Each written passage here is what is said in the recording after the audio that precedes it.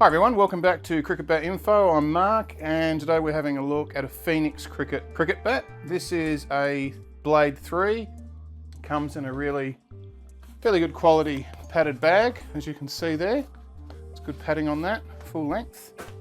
And what you have here is a piece of butterfly willow. So if you haven't seen butterfly willow before, it's caused when the tree is pruned and the tannins, the colours from the bark, actually seep in through the grain structure, causing this sort of effect here, which in some cases can be really pronounced, running right across the length of the blade and resembling the body and wings of a butterfly. And the thing about the butterfly willow is generally, other than the stain, the grain structure on the bats is really perfect, and they tend to not have a lot of breakages on these particular bats, these types of clefts. So they're very good as far as durability. Now this particular one comes from Phoenix Cricket, and you can see here it's a nice looking blade front and back, with the exception of that stain. This bat landed in Australia for 210 Australian dollars, fully knocked, with a scuff sheet and the bag. So you can't really complain about that. It comes from Bangalore, India. I'm not particularly sure who actually makes the bat. Phoenix Cricket has told me that they've got a local bat maker who makes it for them. But the willow quality is nice. This is English willow, definitely. I know from the weight that it's not that sort of Siberian willow, which is extra heavy. We do have some embossing here, gold and brown, and Phoenix Cricket written across the back, with some detailing here and a nice embossed Phoenix at the back here with Phoenix Cricket. So it's a pretty tidy looking bat, and with that butterfly willow, a lot of people would go, oh, that's pretty rough, I don't want to have anything to do with it, because they see this stain. But I can guarantee you that the playability of this cleft, even on the stain, is really good. There's nothing wrong with it. You can see here we've got a mid to low middle, sort of peaking in this sort of position here. It does have a mid edge, so you could call this a mid extending low. As far as concaving, there is a little bit of concaving there. Let's have a look at it through the gauge.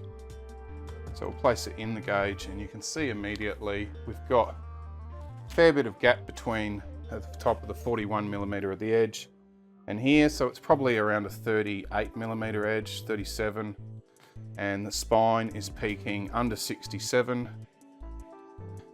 I would say this is about a 63, 64mm spine.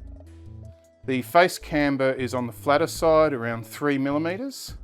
That said, the bat has been knocked by machine, so that may account for some of the flattening of the face. That grain structure. So we've got 1, 2, 3, 4, 5, 6, 7, 8, 9, 10, 11, 12, 13 grains across the front, which is, didn't have the stain here, this would be the best quality English willow that you could buy. But they have to downgrade because of that stain, but with just the bit of heartwood on the side there. Tiny little bits of speck here, nothing much on the back. Now that particular stain runs through here, going directly through the bat and coming out this side here. So you can see it's only a very small area of stain that's actually leached through. The bat itself does have some bow, you can see here. Probably around 8mm of bow from a mid position. And we'll do the measurements of the particular aspects of the bat. I haven't done those yet. So I said I estimated about 38mm, and it says there 39.2. At the shoulders, looking at 14mm, and fairly thick looking toe, probably around 25. 23.1, just measure in the center. 26. So we do have this duck bill going on to try and reduce the weight down here and improve pickup. And 107.2. So there's nothing dramatic there. And on the back, 105.5. It's just the way that they plane it. Let's measure that spine. So just under 64 millimeters. So that's pretty good there. Just do a measurement around here. And it's quite reduced around that handle area there, 35.5. The handle itself, they do include some facing for you, which I'll take off. The handle itself is a medium feel round handle, a little bit of flattening here. It reminds me at the bottom of a BDM style handle, and it's round at the top. So a round handle, typical sort of Asian handle. Just test for twist, and there's no dramatic twist in the handle at all, so that's quite good.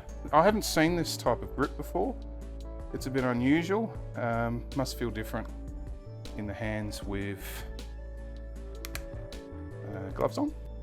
So good quality binding has been used, and we've got here 3 cork inserts of a brown colour. Don't really recognise that, doesn't look like the RNS ones, so definitely their own bat maker, but good quality twine has been used there. Now roll it up this way, and there's good binding there, and you can see where they've tied it off. So there's nothing wrong with the binding, nothing that I can see there as far as a complaint that I could make about how it's made. So Phoenix Cricket have actually sent this directly to me. It doesn't have an owner, but at $210, it's quite possible that it will be sold before you actually see the review. You can comment on the video on YouTube as to whether it's still available. I'll let you know then. Oh, that's fantastic. A really smart decision, young man. And it's gone.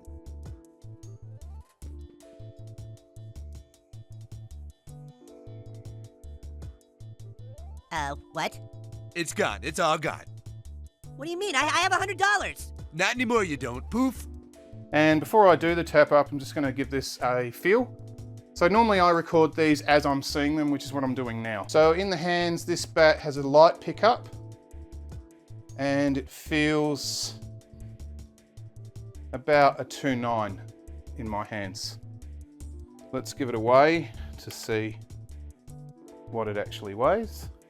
It is 211, but it feels 2.9. So the pickup's very good. I'm wondering whether it's to do with this grip. If the grip was changed for something different, what impact that would have with the pickup. The other thing I do want to check is the length of the bat in comparison. So it is a slightly longer blade, but overall it's short handle length. You can see that there. It's slightly longer, maybe 8 mil. Very much the style of bat that SS Ton make, where they do that to actually improve the pickup by moving weight closer to the hands. So that's one thing to bear in mind. It's definitely not an SS by that handle. So now we'll move on to the tap up. Firstly, we'll bring in the comparison bat, so you'll see the tap up, and I'll just make sure that's in shot, starting at the toe.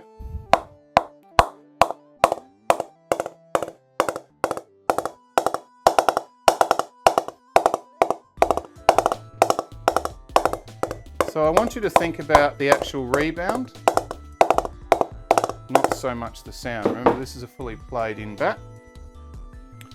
And now we will test the Phoenix Cricket bat. So this bat has actually been knocked.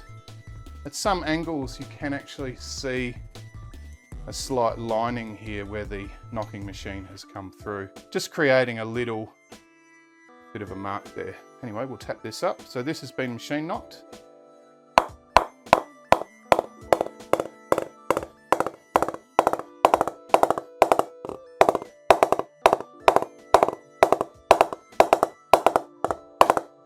And look, it's bloody awesome.